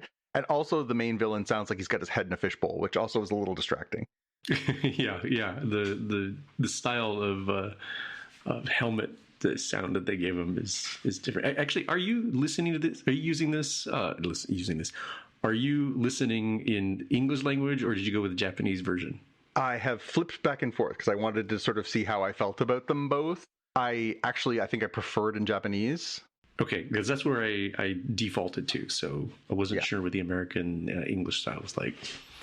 Yeah, I mean, it's like almost every Americanized version of a Japanese cartoon where you're like, well, this doesn't seem to line up properly, and I feel a little bit weird about it. But I did want to try and take, like, I will rewatch a chunk of it just because I wanted to sort of see how it compared, and I wanted to see, like, I know for some of the Visions stuff, there's been some interesting guest voices and stuff like that, so I wasn't sure if they're doing any of that kind of stuff. So I wanted to give it both a little bit of a taste, and yeah, I mean, in the end, I think it works better in its original Japanese, and I think it feels more immersive because you gotta pay attention, you gotta read along. It's not, you can't just sit there with your phone and kind of half watch. You gotta pay attention. All right, what you got for us, Jaime? I have a little YouTube video. It's only like 2.5 minutes long from the Vought cinematic universe, entitled "Corporate Rebranding in a Nutshell." I just assumed this was going to have something to do with Vought Rising, but considering that doesn't come out till 2027, maybe this is just part of the general marketing that Sony Pictures Television likes to do. They do a bunch of stuff, or did do a bunch of stuff during The Boys, even when a season wasn't imminent. So I don't know if this is just a standalone to like keep people invested in the brand, but it's a fun little take on a spoof on what it's like to be in a corporation, and when you're dealing with something like a big rebrand around one of your marquee titles or I guess your own brands that you use. Well, given having watched that series, I can imagine that's a pretty good way to look at that universe. Yeah, it's a fun one, and you do kind of hope that they'll make some merch out of it, and have it in their store. I'm gonna have to go back and watch some of the it's like a corporate office, so they show like whiteboards and diagrams and stuff. I'm really gonna have to like zoom in and see. I'm sure there must be like a million jokes in the background kind of thing there to help you out. So I enjoyed it. I'm waiting for The Boys to continue with the Vought Rising, and I completely lost track of like where that was coming out. I said, oh, it must be coming out pretty soon. I said, wait a minute. No, we're like months away. Like if it comes out in January, we're still more than an entire quarter away from it being out. Yeah. Well, it's good. I like it. I like it when companies don't shy away from just sort of keeping things interesting between releases, because I mean, we just talked about it with House of the Dragon. Like, it can be a long stretch. So if they want to keep me entertained and keep me connected to that universe, and you're right, I mean, they've done a good job between, you know, obviously we saw Gen V had 2 full seasons. We got Diabolical or Diabolic, whatever it was called. The animated series that they did, like, they've done a really good job with, I think, the boys universe of keeping things alive. I am curious to see how well they do this in the absence of the main series now. Yeah. I don't know if the framing for Vault Rising is going to be that it's told, you know, that we were going to tell the story through the cinematic universe, like the, what's the universe title for, it's like Rise of the Seven or something? It's got that sort of thing. Like, I don't know if that's what Vault Rising is going to use as a sort of framing mechanism, like a Canterbury Tales sort of thing. I guess we'll find out in the hopefully not distant future. Hopefully. All right. Well, that's going to do it for another episode of Spotcast. So, hey, Jaime, if people want to find you, where can they look? I'm on Instagram as @DevWithTheHair. Cool. And if you want to find me, I am on Instagram as @JPKNews, or you can find me on I'm at JPK. I'm even on YouTube. But most of all, you can go looking for us on our Slack channel, because that's where we share lots of nerdy goodness, and that's where the news was immediately broken when they announced the Marvel Star Wars team up and stuff. So if you want to get into that, that's where you'll find us. And yeah, so until next time, we'll see you in the future. Bye. Bye. You've been listening to the Spotcast podcast. If you want to find out more about the podcast or see the episode show notes, visit the Spotcast website at spotcast.com. If you have feedback or questions, you can get in touch with us on the website. If you like the show, please consider recommending us to a friend, writing a review on iTunes, or pledging any amount at patreon.com/spotcast. You can find details on how to help us on our website, spotcast.com/sponsor us. Thanks for listening, and we'll see you in the future.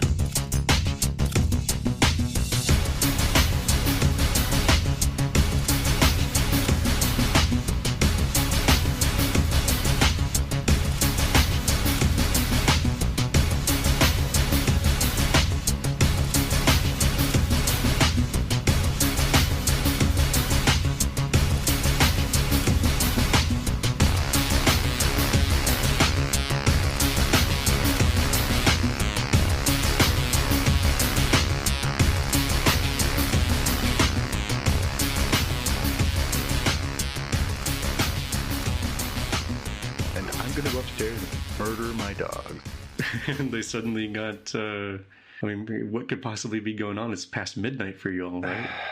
Well, I mean, I do live in a very rural area, so there's a lot of animals outside, including deer and coyotes and stuff that wander by.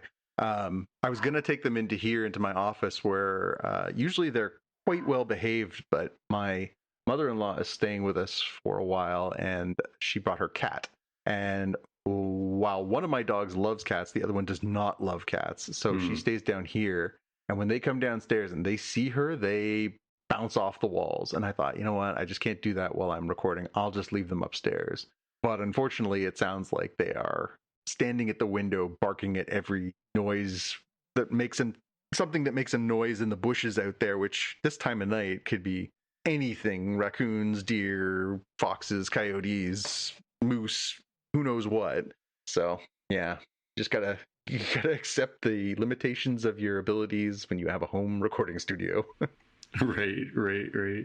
Unfortunately, I also face the same thing into our sort of forested backyard, and the window that they're standing at is right above my head. Like, come on, guys, you can do better. I believe in you. Yeah, c'est la vie. Mm-hmm. Yeah, I was it's funny you mentioned the thing about the Mariners early, because coincidentally or not, right after you and I talked about that, I was like, oh yeah, both teams are actually kind of hanging around, and they both went into the tank for the first half of this week. I was like, man, I got to learn to shut up, because clearly I am a curse. That both the Mariners and the Blue Jays went from our conversation straight into the toilet bowl. And there was an article this week on mainstream news here in Canada that was like, the Blue Jays still have a shot to make the playoffs. And people are like, oy vey, really? Okay, all right. Sure, all right. Jump on the bandwagon. Let's go. It's always the tough choice, right? Like, you don't want to bail too early, but there are definitely some significant gains to be made if you just say, you know what, we're selling for pieces. We're gonna recollect ourselves for next season. I didn't see. Did the Mariners do any trades? Did they trade anything significant away at the deadline or anything, or did they just sort of hang tough? They did. I should know off the top of my head who pitching wise that we got. Getting some pieces that maybe help you this season, but I didn't see the analysis of like, are these rest of the year rentals or are these people that are like, okay, you change your vibe for next season.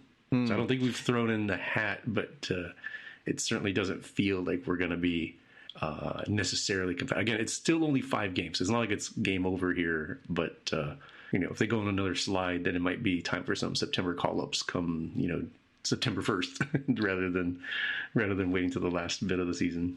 Yeah, the Jays were kind of throwing curveballs because they traded away a few of their regulars and everyone was like, oh, here we go. Okay, they're throwing in the towel. And then immediately they were like, but actually what we're doing is, and then they made a big acquisition of a pitcher from the Angels is really good. So like, it's very hard to figure out.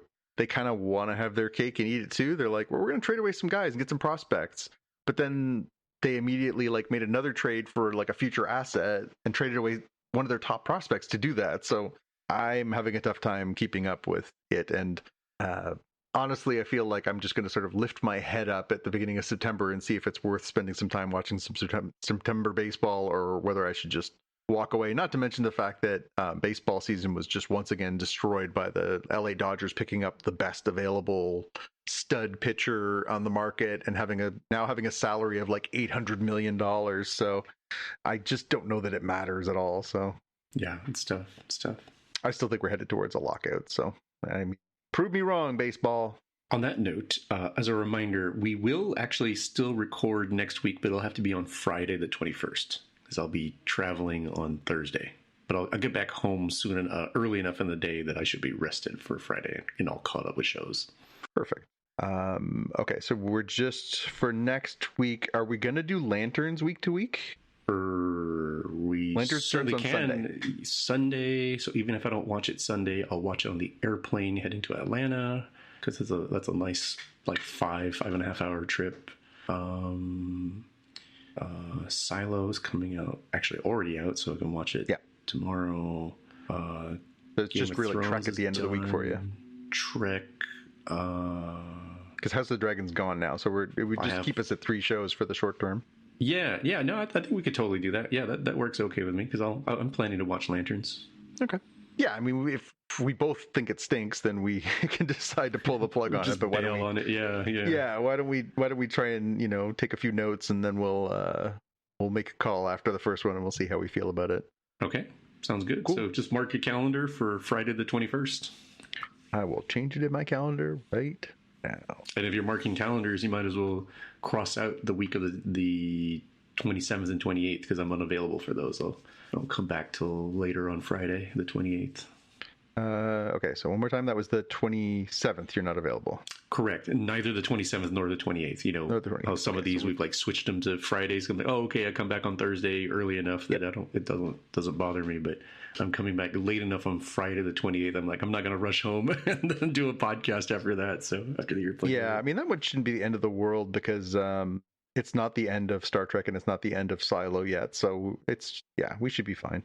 Right. And no House of the Dragon, so like the recaps don't have to be quite as long when we do multi-episode. Yep. Although if we had Lanterns, then we're right back into it again. So it depends how deep we go into that, right? Because we have more, I think, to build off of. We have entire seasons to say, oh, well, what happened here with House of the Dragon? Whereas this would be like, okay, we can maybe go into some of the lore or compare it to like the Ryan Reynolds movie or the animation or something, but more self-contained, I think. Yep. I, in my infinite nerddom, have every Green Lantern comic from about 1979 onwards, so I can go deep on lore if you want. Oh man, no kidding. That's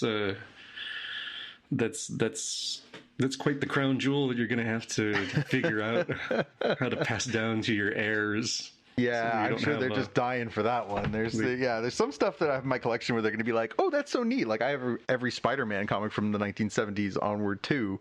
That's 800 something issues of just Amazing Spider-Man alone, let alone the rest of the Spider-Man series. That's very kitschy. When you go back to like the more less mainstream characters, people are going to be like, why did you buy that? And yeah, that's where the embarrassment comes out. I have every bit of tchotchke for Nort. Yeah, exactly. Hey, don't knock Nort. Come It's like, on, oh man. my gosh. It's like, oh my gosh, there's a prequel series? Why? It's like, he's not even a Landry. He's just like, I was going to say a dude, but he's not even a dude. Space dog. He's a space dog. He's a space dog for like six series before they finally like hint at the end of it. And then they ran out of budget. So you would see him get in the dang ring. Oh, that would be, I mean, the gift that would give forever is if they could work Nort into somewhere into the new DC stuff, man. That would be an Easter egg of Easter eggs. Yeah, the other show that's coming up in the not distant future is Dark Matters, coming back on the 28th too. So we'll have to think about if there's something we want to do around that, because we're going to hit the end of Trek by, I think it's over at the end of September, and then it at this point is looking a little thin. So we'll just have to sort of figure out how far we want to go and what we want to try and capture and stuff. So we'll discuss it in the coming weeks. But yeah, we'll have to sort of, we can always poll the Slack channel and see what everybody wants to listen to. Right. I mean, it might be one of the shorter seasons that we have of the show, but I guess it's counterbalanced by the crazy long. I think we went 50 weeks or something insane, because like there was Trek after Trek after Trek, and there was like no natural place to stop it. Yeah, it just keeps going and going and going. Yeah, well, and at this point, once we get to the end of Strange New Worlds, we don't have any release dates for the final season of Academy or for the final season of Strange New Worlds. So we're kind of into mystery land, and we don't even have some of the like bookend stuff so far. The other thing is they haven't announced the release dates, but we know we've got some stuff coming. Like Vision Quest is coming out this fall. Like we've got some things on the go, but yeah. It's when we start getting announcements and timing and all that stuff, we'll have to figure it out. Right. We'll get there. Hopefully our beloved leader will finish his side project and rejoin us at some point too. Yeah, indeed. All right, my friend. Always good to hear from you. Safe travels for your first half of your week, and we'll talk next week. All right. Talk to you next week. All right. See ya. Bye. Bye.